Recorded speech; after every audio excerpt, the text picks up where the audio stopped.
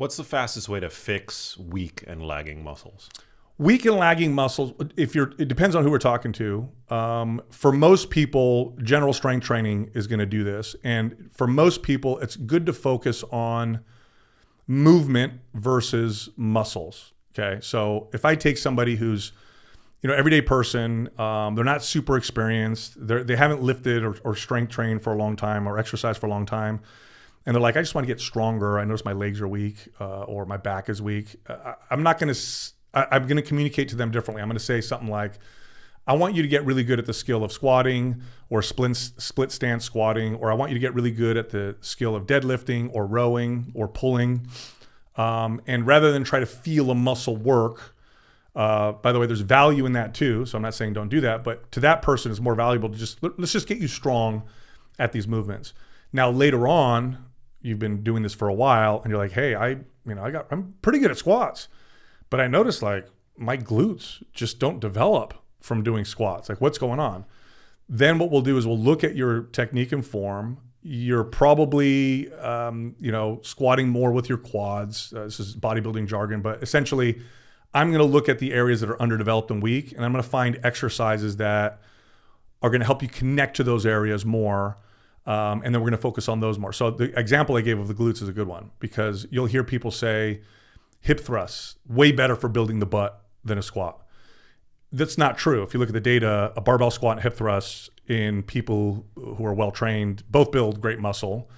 The hip thrust targets the glutes more acutely, but because a squat loads it in a stretch position at the bottom, which is where you get a lot of muscle growth, they're pretty equal. However, why are we getting all these anecdotes of people saying my butt wasn't growing until I did hip thrusts? Well, because these people, when they were squatting, their movement patterns weren't ideal for glute development. It was more for quad development. So what they experienced was a lot of quad growth, not great glute growth. Now, hip thrust, because of the way the load is situated, and you can squeeze the glutes, right? You can really hit the glutes in this kind of shortened position. It helps you feel and target the glutes. So for that person, if somebody comes to me who's been working out for 5 years and they've been squatting and deadlifting, like my butt won't grow, hip thrust is a great exercise for them. It helps more easily connect with the mind-muscle connection. 100%, because you're going to connect to that shortened position. Like if you're years ago, I interviewed Ben Pekulski, professional bodybuilder. He's also an incredibly intelligent individual, and he said one of the best. And this is something we observed as trainers. So when he said this from a bodybuilder's perspective, I'm like, oh, that's what we notice as well. He said, when you have a muscle that you have a tough time connecting to, one of the best ways to feel that muscle is to do exercises that load it in its shortened or squeezed position, because that's the easiest place to feel it. And then from there, you can progress to, and the hip thrust does that for the glutes. And there's exercise like that for every body part. Like, if I bench press, it's a chest exercise, but some guys and girls are like, I get my delts and my triceps. A great way to get them to feel the chest would be like a cable crossover squeeze, and really feel the chest. And let's go bench press a little bit. Now that we feel where the chest is, we can change our form ever so slightly and connect to it.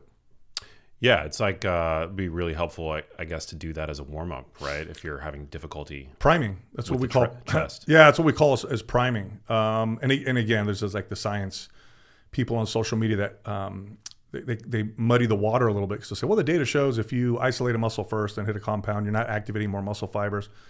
But really, it's not about it's. First of all, I'd like to see a study done with people who have difficulty feeling that muscle, which they don't do. They just take everyday people.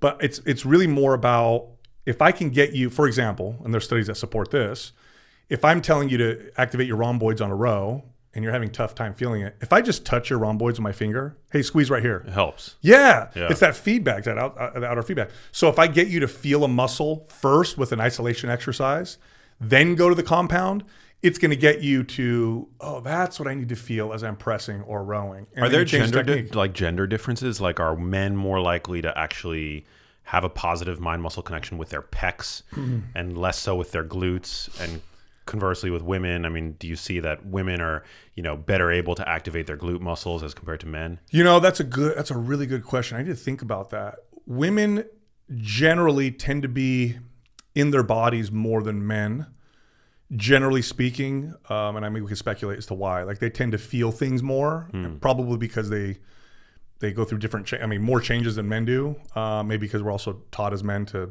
ignore everything that we feel type of deal. Push through the pain. Yeah. So that's generally true. What's interesting though is when you take somebody who's never exercised and then you have them do an exercise, their relationship to pain is different than one that is that ends up developing from a longer relationship with exercise. Like one of my favorite examples, I had a client once that she never worked out, never did anything, and she hired me. She was 50-something years old, and we were doing a workout, and then we were doing a tricep rope press down, real lightweight. I was just teaching her how to do it. And she's doing the exercise, and then she suddenly drops, lets go of the rope, and the weight stack slams. And I'm like, what's the matter? She goes, oh my God, I hurt myself. I said, oh, okay. And I'm like assessing. I'm like, what? And she's explaining what she's feeling. And then I realized like, your triceps burning. Like what you're feeling is your tricep burning. She's like, is that normal? I said, well, yeah. Her relationship to good pain, bad pain, it was just pain. Which, you look at somebody who's very experienced with exercise, they can push themselves really hard.